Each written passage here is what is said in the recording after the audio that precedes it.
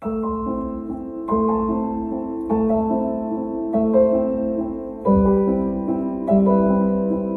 thank you, Amanda, for being with us today. Before we start, could you introduce yourself in just a few words? I'm Amanda Frasier. I am the president of our standards and ratings at Forbes Travel Guide, and I also preside over the summit here in Monaco. What does the Forbes Travel Guide Summit represent today for the luxury hospitality industry? You know, the summit it's had an evolution, but something that it's always been is the heart of our purpose, which is to bring people together that have one common purpose, and that is hospitality. So the summit really serves as a great way for us to bring our community together, and there's no better place to do it than Monaco, of course. And Monaco and the Monte-Carlo Société des Vins de Mer resorts have now hosted the summit twice. So what made Monaco a natural choice from the beginning, and what inspired you to return for a second edition? You know, the event that we have hosted every year, which is obviously, as we call it, the summit, has had a bit of an evolution. Historically, because we're a North American founded company, we've always had our annual gathering in the United States, but as our community of star award winners and the brands that we work with and the partners that we have has grown, and as we became more global, we grew up as well, and it became a very natural step for us to take our North American-based event and bring it overseas. And the question really was always where would that first move be?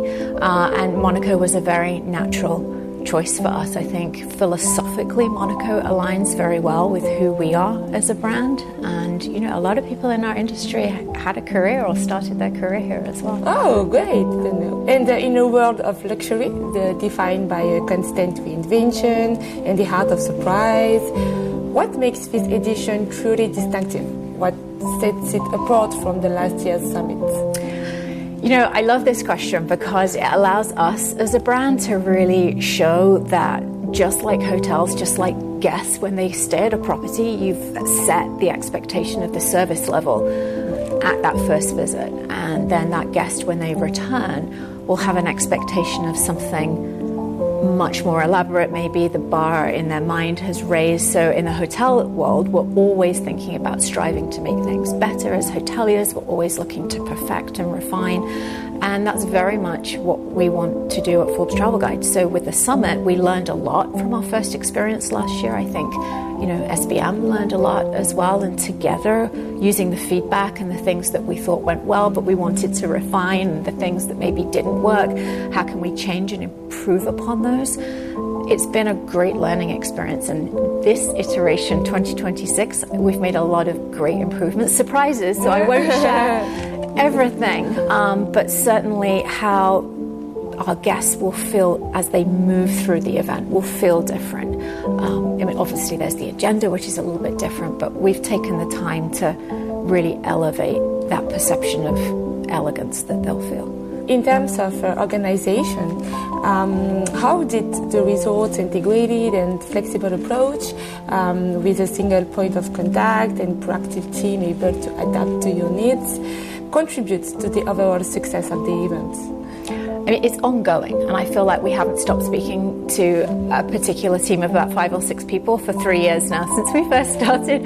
So they're very much like family. There's not many companies that we're on a WhatsApp with. So the speed and the efficiency of the key members of the SBM team has been very, very critical to quick answers, especially when we're planning this. We're based on the East Coast in the US. So we're on New York time.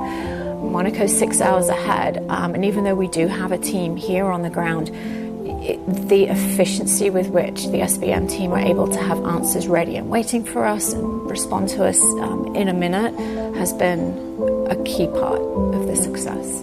And this year, even greater emphasis was placed on elevating the culinary experience, from the personalized VIP welcomes to Michelin-starred gala moments or tailor-made cocktails. So how does this evolution align with your expectations for the summit? I mean, very much so, because, you know, going back again to what we do at Forbes Travel Guide and the standards that we in the industry believe are important when it comes to the very best guest experiences in the world. It's not about being fake or doing it in a forced way or doing it just because it says to do it on a sheet, but doing it because you want to, and that it comes from a place of intention. There's an overused word out there in the industry right now about being authentic, but I do find that the approach has been very much thinking first about the guest and then coming up with a plan, versus maybe coming up with a plan and then trying to fit it around the guest. So I think there's a big difference there. You talked about the guest experience, and prestigious brands such as Louis XIII Cognac, Cagliari or Bacardi are also supporting this edition. So how do these partnerships enhance the guest experience? They're critical. And we're blessed to have so many great partners, even beyond obviously the ones that you mentioned, and to see them be so enthusiastic, and again to be aligned with the whole philosophy of, it's important to have the brands there, but always remembering why we do this, and at the heart of it, we do it for the guest, and in our case, we do it for our attendee. They're spending a lot of time away from their properties. They're spending, a lot of money to be here, and we want to make sure that when they leave, just like we ask of the properties that we rate, that they feel that it's been time well spent and that they've invested wisely, and that they leave not only happy and having had a great time, but they leave with some new information perhaps that can be practically applied in their business or in their life. And you want to keep surprises, but what would you say are the key highlights or defining moments of this year's summit? I think for the daytime programming, some of the defining moments that we've elevated as we've grown have certainly the speakers program. I'm obviously always excited to see our speakers. I'm particularly excited this year to hear some of our speakers and some of the messaging, and just because I've seen behind the scenes the work and the time and the effort spent by some of those individuals, and the tiniest detail that they're focused on for our audience because they want it to be perfect for the audience. Not many people see that behind the scenes, and to see those emails flying back and forth for the best part of a year is pretty incredible. And then, of course, the gala. We love the gala. It's the shining kind of culmination of the event. And can't spoil the surprises, but we're doing something a little bit different this year. And not that last year was by any means not a great gala. It was phenomenal with Shirley Bassey and Dame Bassey. But this year I'm really excited for the show. I think it's going to be great. Yeah. We want to take the guests on a journey, right? And I think the show this year is going to have a lot of surprises.